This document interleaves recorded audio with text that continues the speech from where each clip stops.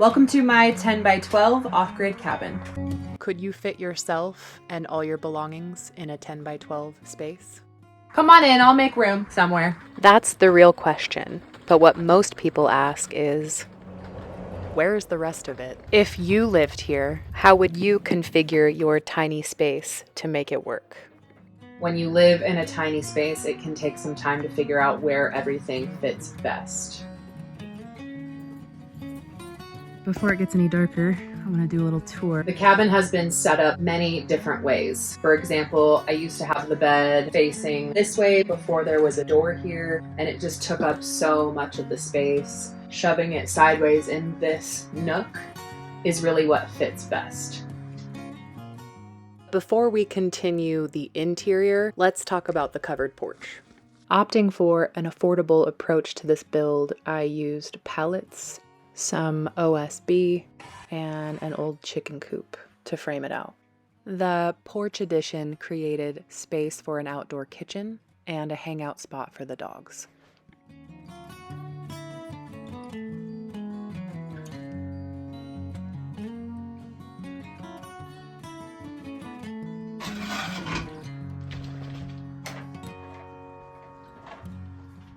The first major addition to the cabin's interior was the wood stove, which I got for free out of an old farmhouse from a ranch I was working on. I went through my entire first winter here without this stove installed yet and heated with just a buddy heater.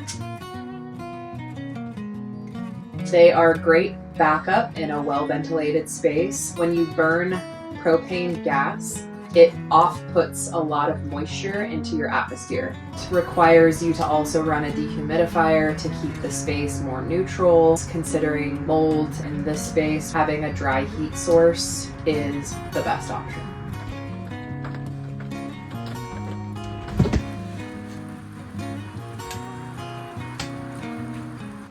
It's been raining here all week with no signs of stopping. So it's time to fire up the generator to get some things charged.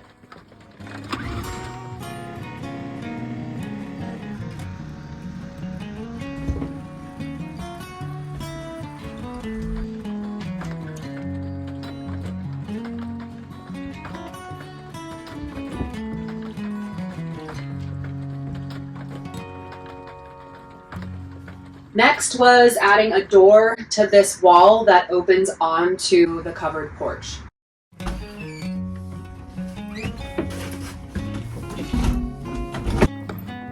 This was a key project for winter here. The front door to the cabin opens out with no covering, so having a door that opens onto a covered space was crucial for this cabin. Before the door was added, I built a temporary pallet awning just in case it snowed so much overnight that I couldn't get out. This wall has been many different things. I currently use this table as a workspace and a dining area, and I've also used it to store firewood. This new indoor shower space used to be a closet. I got a bar hung in my closet. When I first moved in, The previous owners had installed an RV toilet, dug a pit, filled it with gravel, and told me it was explicitly used for number ones. That's not something I wanted to use. There's the quote-unquote bathroom that's gonna be a closet. So I took the RV toilet out, turned this into a closet. It ended up just being a total waste of space for how small this space already is. the logistics of getting in and out of here with the bed where it is a pain in the butt. So I made it an indoor shower. Tomorrow I will be making this opening at the end of the bed solid and cutting a new opening to the shower right here.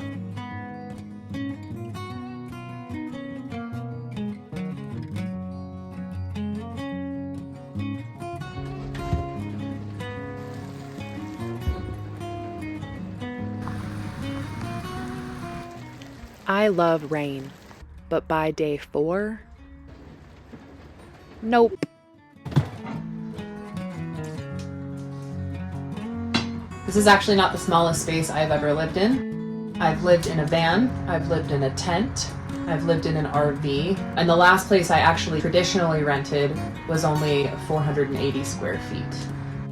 But all small spaces are different, and it takes time to figure out what works in what space. You compromise a lot when you live off-grid. One thing that I am now not willing to compromise on is the size of my bed. It took me about a year to figure out that the bed fits best here. At one point, I took it out completely and put a fold-out couch bed here. But have since learned that having my actual bed in here is the best way to go. Currently, my clothes storage is here and here. Most of my clothes are in this underbed drawer. The clothing here is kind of like what I'm wearing for the week. I'll take out a week's worth of clothes, keep it in this wood crate, easy to grab. Dirty clothes hamper is out on the porch, and when I need fresh clothes, I come under here and restock this wooden crate. Eventually I want to build a pine frame for this bed and take it off these cinder blocks. But for now, the cinder blocks give me the storage space underneath. Also, my big dogs sleep under the bed. So that creates a lot more floor space in here to have the dog beds tucked under the bed.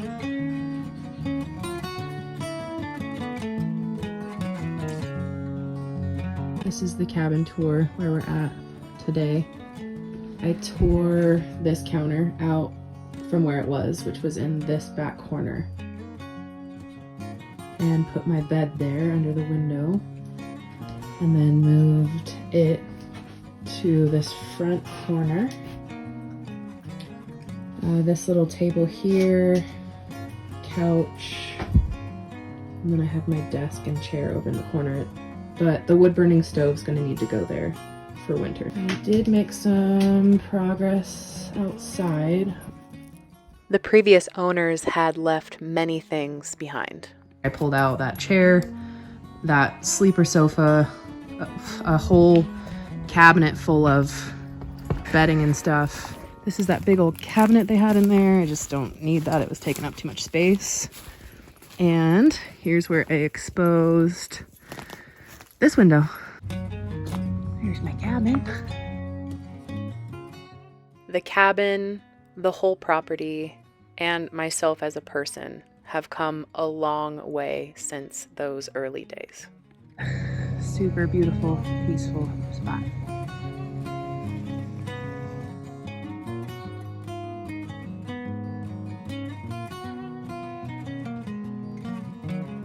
It wasn't always easy. In fact, I've had some very challenging days here. Whatever.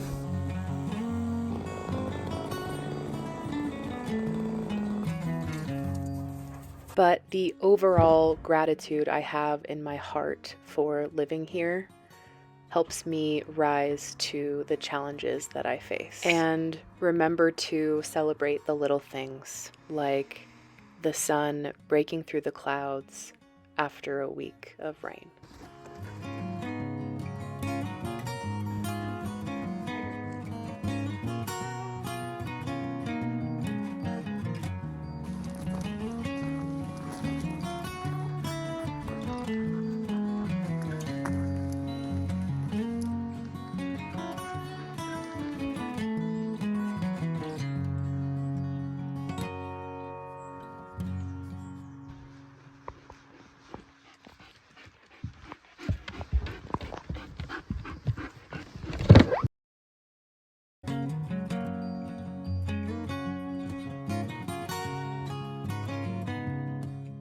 If you have the dream of going tiny, my advice is do it.